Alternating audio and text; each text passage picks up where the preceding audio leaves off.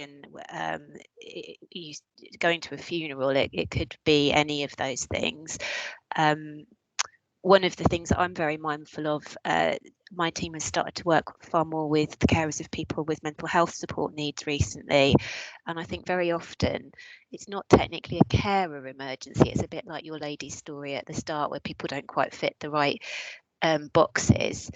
The emergency is of the health of the person that they provide care and support for. However, it still leaves that carer in a crisis, not quite knowing where to turn to. So in addition to the type of discussion we've had today, I'm quite interested in that aspect as well.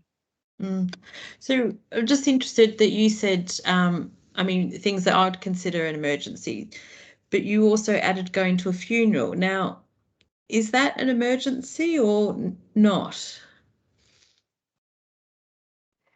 I suppose sorry, go on. I was just going to say, I've heard that one before, because it's one of those things that you can't do later on.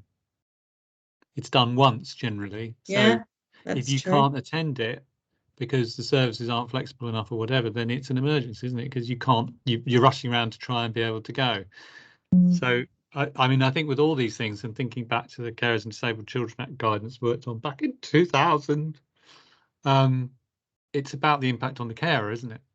So how much of an emergency it is for a 93-year-old little old lady might be different from a strapping 20-year-old bloke, or it might be the other way around to what you expect, because he's got a mental health problem of his own, and therefore coping with the crisis, whatever it is more of an emergency for him. So I think it's difficult to assume that we can define it entirely, I think.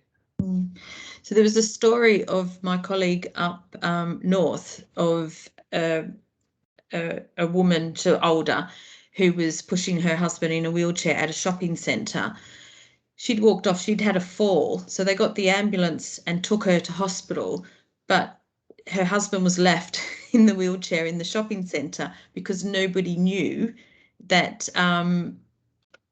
you know, she couldn't tell. Can't remember what happened to her, but she couldn't tell them that her husband was left in the shopping centre. He couldn't tell anybody, and he just sat there for hours before someone actually realised that he was by himself. So it's also difficult to come up with every example of a possible emergency as well. And I think, but I don't know, do we need to have every example, or is it just the fact the carer will not be there?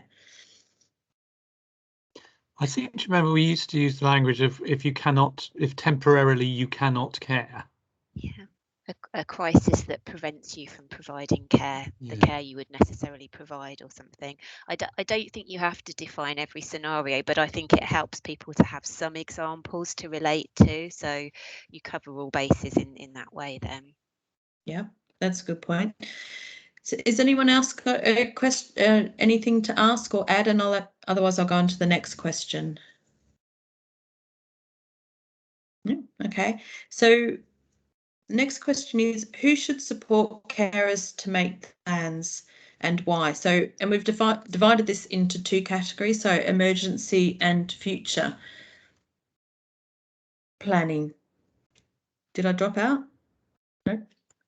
So no, if we, from my point of view, it depends on who the carer would feel would be most helpful in supporting them, and that is going to be different for different carers. And in some cases that may relate to the circumstances of the person they care for. So somebody with Parkinson's or MS or something like that, where there is a specialist worker involved in their care, they may actually feel that sitting down and doing that in case of emergency plan with somebody who really understands the conditions of the person they care for would be really helpful. In other circumstances, it may be the person who knows the carer best, and in other circumstances they may want it to be somebody completely independent. And I think we've got to allow that flexibility in whatever we design, that they can make that choice and use the person who's going to be most helpful to them. And who's got the most appropriate skills as well that goes with that. So Tim? Yeah, just a point from social prescribing world, and that the MyCore tool has been used to, it started with cancer, but there's a way of basically research to show that if you don't start off by saying what's most important to you, about 20% of what matters to people gets missed in the standard response to things. Because, you know, I'm talking to you about your cancer, therefore I forget or don't even ask about that. You're most worried about who's going to walk the dog while you're having your operation or whatever it is. So I think part of any plan needs to be about asking those questions to help, because, you know, people like Fiona have got years of experience of talking to people and know the sorts of things, but someone who started social work yesterday probably wouldn't know to leave that space to ask those questions, because those are the things that really, you know, okay, suddenly you're not in the frame. Who's going to walk the dog? Who's going to do this? Who's going to do that? And those are the sort of things that can really worry people, I think, as they're lying on hospital beds, you know. But more importantly, that your husband has been abandoned in the shopping centre is obviously more important. But you know, within that, all those things that need to be held together that carers are often doing. So I'm just thinking, as a scenario, if someone was, I suppose a district nurse was coming to the house, and I don't know, the carer was the old woman, should that person be, I mean, I suppose those emergency conversations might be worth having, or do you introduce another person to have those conversations? I'm just wondering what you think, like, or should it just be whoever is in front of you should be able to have some aspect of a conversation?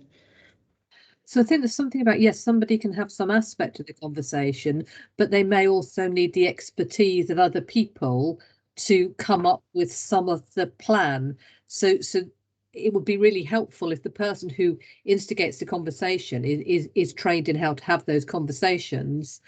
But they might well say, well, actually, you know, we can't decide right now what's going to be the best solution if you can't care in terms of the specialist bits, but let's think about who we can get involved who can just help us with that aspect of the plan. Okay, Laura? Yeah, I agree. I think supporting carers is everybody's business. So all health professionals and social care professionals should be identifying carers and having those supportive conversations in the first instance, and definitely suggesting or asking, would this kind of a service be useful to you? The problem you can have, for example, if a district nurse was going in for a one-off reason, is if you say, my neighbour Bob will come into me at midnight if I call this number and he'll quite happily do what, you've got to check with Bob. Is Bob happy to have his details shared? You know, it's not always easy actually to register a plan immediately. So sometimes that makes a bit of a difference as well, because people might need to go away and have a bit of a think and a talk to people to get consents and permissions to actually do it. Okay, I might, Gillian, if you don't mind, I might bring you in. Do you want to explain, because I think you'll have a completely different perspective on the rest of us. Just to let you know, I'm not clinical. I'm patient and public involvement. Okay. I'm not sure if Amber is. She's more clinical than I am. She might be able to answer that. Sorry. That's right. So Gillian and Amber are from the East of England Ambulance Service. But do you get any feedback, Gillian, from I don't know, families that have used the service that have in an emergency? Because often we hear, you know, if there is no emergency or contingency plan, and there's a carer and the cared for becomes ill, you have to bring both of them into the hospital if you don't know if there's another contact. Do you know anything specific about that, or any feedback? I don't know. Well, we do patient stories and get feedback that way. Can't say I've had one about the carers recently. But yeah, that's we get through things through surveys that we send out to patients that have used them and the carers. But I haven't had anything recently. I don't know if Amber might be able to help a bit more on that.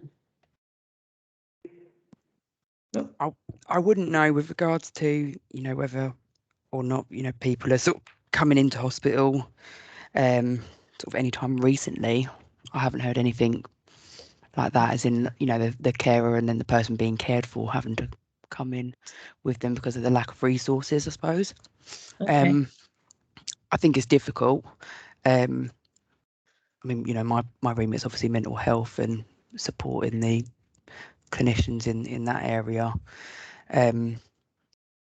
So I suppose it just depends on what the situation is and, you know, what you do and where you go.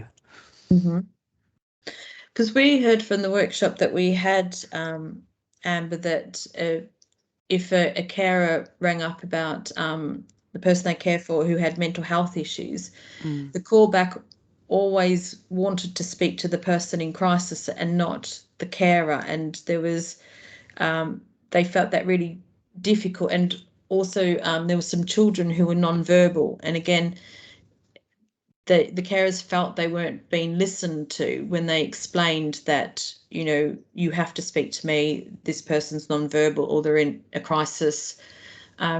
Is that a challenge for you, or? I think, you know, because obviously the sort of mental health clinicians in East of England are sort of, you know, quite a new service really that's come through. And I think a lot of that's realistically is, you know, why we've obviously been brought in, if you want to say, to obviously get those communications and, you know, how it wouldn't always be suitable to discuss with the person that is in crisis. I think that's what you're getting at, isn't it, Jodie? Yeah. Sorry, yeah. Yeah. Rather than the carer. Speak to the carer rather than the person that's in crisis, because that may well be, you know, a lot more beneficial and you'd understand what's going on and be able to support that person in a better way. I think a lot of it comes down to the understanding of capacity. Yeah. I think that's a lot of concerns is, you know, if a person has capacity, then they should be able to speak to themselves, which is understandable. But obviously, we then have to understand that the crisis that a person is in, they're not always going to want to speak to somebody. They may well want that person to speak on their behalf. Yeah. I think as well, it's a lot about consent, confidentiality. Yeah. You know, I do think that's a lot of concerns with people who are triaging and sort of, you know, their remit in that and where they can go. Really, I think that's a lot of the concern. So if there was a contingency plan or emergency plan, would you be able to see that on a record? Sorry, I'll bring you in and tick, Tim. Would we be able to? Yeah. Like So I'm not too sure on if I'm just thinking of joining up, so if someone has got recorded that they are a carer, for instance, would that flag up when the call comes in or when you go out to them? Is that information that you have access to, or? I mean, we have, some of the clinicians have access to System 1, I believe. You know, so if it was on as such, you know, like a patient sharing record as such, we would be able to access it that way. Yeah. I'm not too sure if it would come up on CAD, but I can ask Dan, who's sitting behind me. It is separate. There you go. Yeah. Okay, so because that's then if you have to look at different systems, that's where you're going to get missed, aren't you? Yeah. Because we use sorry, Gillian. We obviously use CAD system here, or Cleric. So with regards to that, Dan just sort of said that no, basically it doesn't come up, and because not everybody has access to a smart card. Yeah, and unless they write in and ask for it to be flagged, the address, it never used to go on unless it's been asked for, so it wouldn't necessarily pop up. Okay. Sorry, right. Follow this up with you two later. Tim, did you want to say something? Thanks. Yeah, slightly tangential but linked, I think, to the question also about who should do the plan. Because I remember a guy who had a heart condition. He had a wife and a daughter with a learning disability. And the first time he had to go to hospital, he wasn't allowed to drive because of his heart condition. So his wife had to drive, and they couldn't do anything with the daughter except take her along. So, and she was quite distressed and confused being in hospital and all the rest of it. So, okay, you expect it to happen once maybe, But I think it was 10 times this happened to this guy because his condition was, you know, not particularly well managed. And for whatever reason, the family didn't think or didn't have an obvious way of dealing with this. But it struck me that that's the sort of point at which the system should say, hang on a minute, this is the second time you've come in this situation. Your poor daughter wandering around the hospital looking upset. Isn't there a way we can come up with a plan that's better than this for next time? And so I just thought that, and that's the same position, I guess, with the ambulance service and some of the other places where people hit in a crisis, that we're very good at dealing with the crisis and then off you go. And certainly the Pathway Zero stuff we're doing with the follow-up calls, which is just as quite often unmet care and need and stuff at that process. So being able to link people in at that process builds resilience for the family, which helps the NHS. But usually we're too busy to think like that, so we just do what we do and then they come back again. Is that because we're being taught more and more to deal in single systems and single problems and not think of the wider picture? I think it's always been like that. I think, you know, we do what we do, don't we? And we have to think outside our own organisations to create something that actually works for the patient and carer, because, you know, we do our bit, we do it really well, and off you go. And I don't know what Fiona thinks, but I think that's my general experience of the way things work. And I think for carers, it's that most carers won't be thinking about contingency planning. They'll be worrying about it, but they won't have thought, oh, there's a way I can solve this problem. But we could intervene at points along these sort of pathways where we could get people to have at least a basic plan. But then, of course, if it was in the cloud or somewhere and you could let people get hands on it, it would make life a lot easier too. But that's perhaps a conversation for another day. Fiona, I've just turned my screen off because I was stopping. But Fiona? Yeah, I was just going to agree with Tim to some extent and to say I think that there's something about the way we've designed services. So I think your point about pathways and so forth is part of it. But also we just haven't thought about carers in some of the ways that we've done redesigns. So where we've put things into specialist centres where somebody has a hospital in their town, but we're asking them to travel several miles to a different specialist centre. People don't even factor that into their contingency thinking because they don't realise that's happened until till it happens to them. So they think they would have gone to Stevenage for something and they live in Stevenage, and then they find they're being sent somewhere else, and it's not something that's being factored into their thinking. And some of the rationing decisions, I think, have had similar things. So rationing around transport, for example, where people might have thought, oh, well, I'll get hospital transport, that's not a problem, and they're suddenly being asked to explain why they can't provide transport for somebody, and they don't think of saying it in the words of, well, I can't do it because I'm a carer. They feel if somebody's saying to them, well, can you take your husband somewhere, the expected answer is, well, yes, of course I can. And then they're left with so how am I going to sort my daughter out while I'm doing this? Rather than, well, no, actually, that's going to be really, really difficult. And the right solution is that my husband's transported and I stay at home and look after my daughter. Now, that might not be the right solution because it might be really important they go with the husband, but it's not really a choice in the system as it sits at the moment. I think you're right. And I think from what services used to be able to provide and what they currently financially can provide now, I think there's a lot of people that haven't caught up with that process, and so there's different expectations on the system at different times. Florrie, I know you're on the call. Is there anything that you wanted to add, or not to put you on your spot? That's all right. I actually joined because I have a lady that I am supporting. So I'm from a learning disabilities team. So I have a lady who I support. Her husband is her main carer. So I was kind of curious as to what this was about and how this could help me to support them, because I've had similar conversations with him, like, have you thought about what would happen if something happened to you? Because there was one instance where he wasn't feeling well and needed to go into hospital to get checked over. And it was then that we kind of started having this conversation, you know, what will happen if something happened to you? So I kind of came on here just to build my knowledge on what is available to support this couple with planning for emergencies, really. So I think so in that situation where there's two different things. It's planning for that absolute emergency, as we said earlier, when he just physically can't care.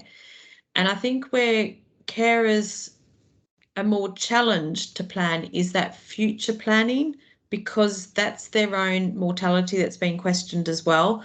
And what came back from the carers workshop is that carers do want to have some control over that contingency or future planning, because they can start to put some of those plans into place whilst they're alive, so they've got control over it. But a lot of those processes are really lengthy, especially if you're looking at legal power of attorneys. They're lengthy processes, but they did like the fact that they could control some of that planning. They also did worry about what they planned for. Would it actually come off at the time that it's needed? And when you're relying on other family members to be part of that plan, or friends, are they actually going to be around in 10 years' time when you need it? So they were some of the questions that they asked. I've got a last question. I think we've got about 5-10 minutes before we get kicked off. Let me just find it. So one of the other questions, which was a bit like Jill's story. So if a support process can take 24 hours to get in place, what's happening to the carer and the cared for during that time? Is it safe, or what do you do if your emergency plan is that social services pick up the care, but what happens if they don't have capacity at that time? So what happens when it's been deemed an emergency, and one of the things that came back from the workshop is that we say the word emergency, but whose emergency was it? Is it the carer's emergency, or is it the organisation's emergency? Because the carers would say, they would call and say, I have an emergency, but the organisation would say, well, actually, that's not an emergency, or they didn't trust or believe what was being said to them, and therefore would delay that intervention that was required. Fiona.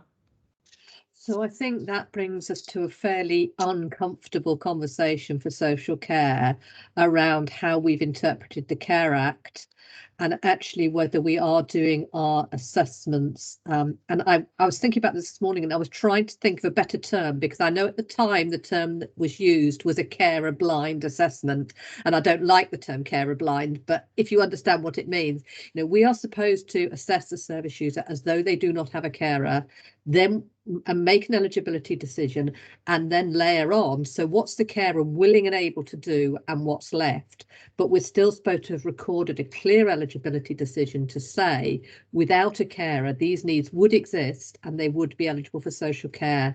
Now, I think I would have to be fairly honest in saying I don't think that happens consistently, which leaves us in this position that when the carer in effect declares an emergency, which if the carer says to us, I don't want to care anymore, or I am not able to care anymore, we shouldn't take a view as to whether there is any validity in that statement or not. That is their statement to make.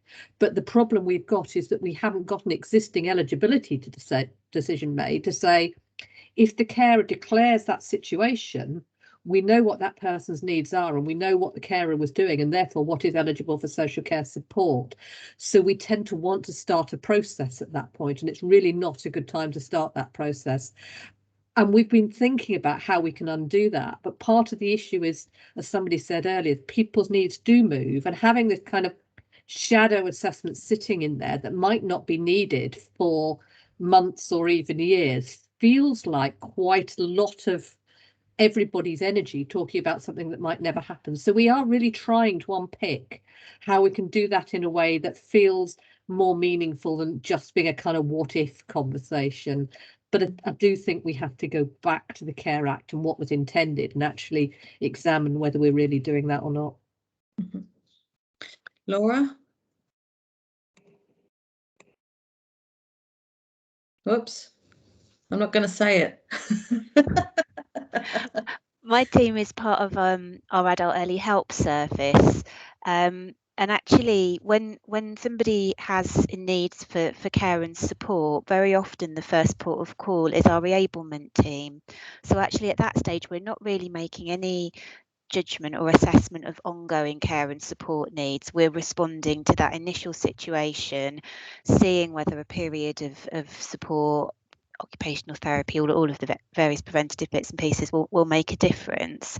So I think partly, and I've been around for more than 20 years now, I think that's a huge improvement in how we support people. And actually there's a number of services. So we've got the reablement team, we've got an enhanced response service, we've got the intermediate care team through health.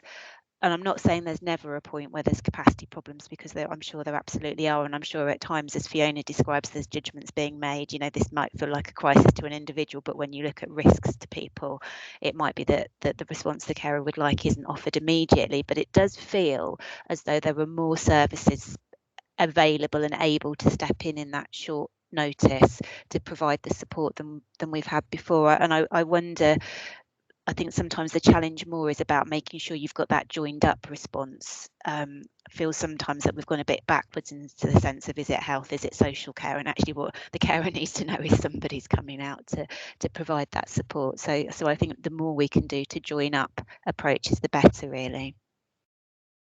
Tim?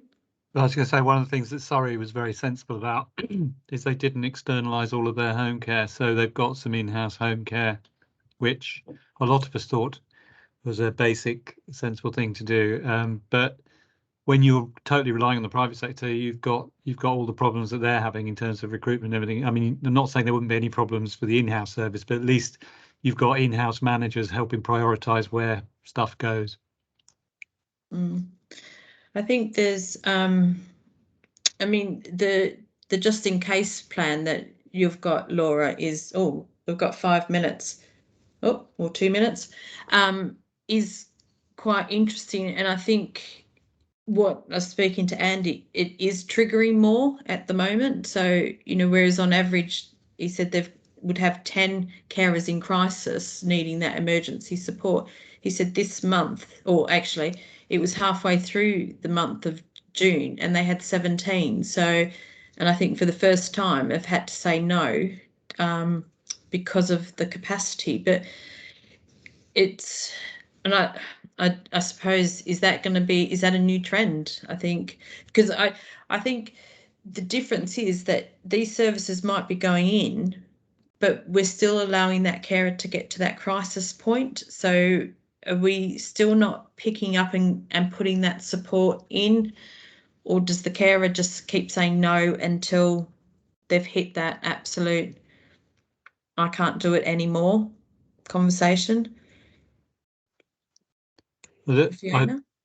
Sorry, Tim. Sorry, no, Fiona, I'm jumping. I was going to say, I think charging also comes in here, and the issue that although the carers services that are provided to them are provided free of charge, you know, carers don't view their income and the person they care for income quite often as separate. It's household income, and if the service user is going to be charged, we do find that, you know, that adds to, you know, if it's a difficult situation anyway and the answers aren't straightforward and you're going to have to pay, people say, oh, just don't bother about it.